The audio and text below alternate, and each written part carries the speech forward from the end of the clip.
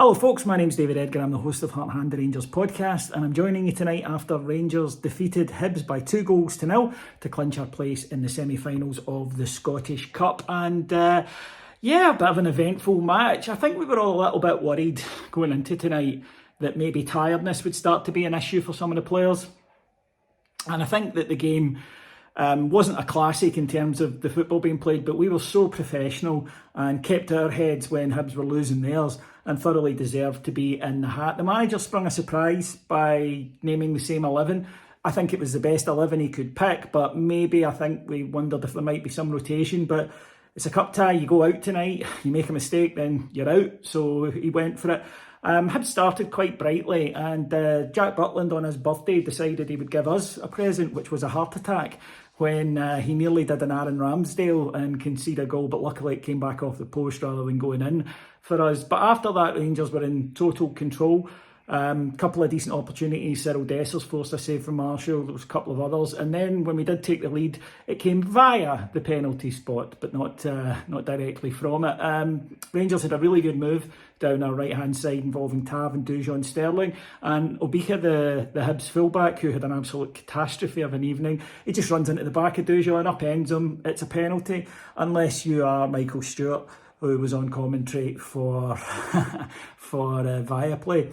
I do get this thing that TV companies like to do where they employ idiots to say stupid things to get a reaction, and I suppose I'm actually guilty of furthering it here. I just find it really, really sad and empty to have to do that. Stewart, who hasn't ever bothered to learn the rules of football, basically if he thinks something, then it doesn't matter whether or not it's in the rules, and of course clearly hates us. So he didn't think it was a penalty. Everyone else did, including Neil Lennon. So when Neil Lennon can be more objective about Rangers than your pundit, your commentator, then maybe you need to look at your staffing. Tav stepped up and hit a fairly woeful penalty that David Marshall saved, but there was John Lundstrom to get there first and bundle it in, and it was excellent reactions from him, but also to stay outside the box until the kick was taken. Lundstrom was excellent. I was a wee bit worried about him the other night. I thought that he looked quite flat and tired, but he was terrific today. He used his brains and he was always available for a pass. He controlled the tempo. He was just terrific and easily my man of the match tonight. After that, Rangers were really in the ascendancy. We suffered an injury because, of course, we did. Dujon Sterling pulling up. Hopefully nothing too serious, but he had to go off to be replaced by Ross McCausland, who of course had to be taken off himself in the second half. And if you want our injuries in 23-24 summed up, it's that, the substitute getting injured after coming on to replace somebody who was injured. Hibs suffered, it looked a serious one for Martin Boyle. I hope he's okay. A head knock, he went off, and that meant it was an extended injury time of 9 minutes, and Rangers were firmly in control, might have added a second. At the start of the second half, Hibs came out, it was a cup tie.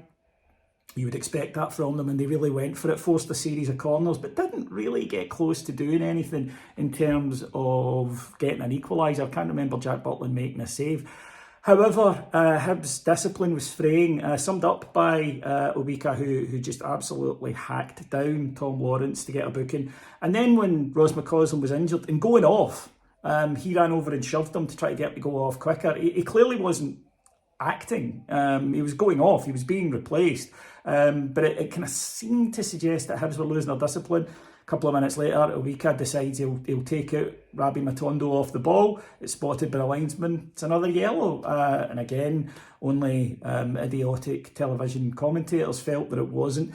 And a couple of minutes later, Hibs are down to 9 men. This was a stupid tackle. Running in, leaves the ground, jumps, excessive force, speed, you name it, ticks every single box. It's a stonewall red card, and off he pops, and you'll be shocked to hear that Stewart didn't think that was a red card either. His argument seeming to be that John Lundstrom didn't suffer a broken leg, so therefore it can't be a red card. That's not how it works.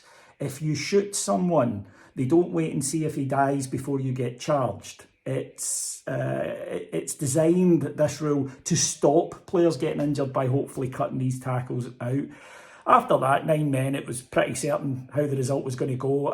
Rangers did add a second, real quality from Fabio Silva, step inside, beat his man, and then I loved it. David Marshall the eyes to go far post, and then no look, cut it back into the low corner. So a great win. Cup ties are always about just winning.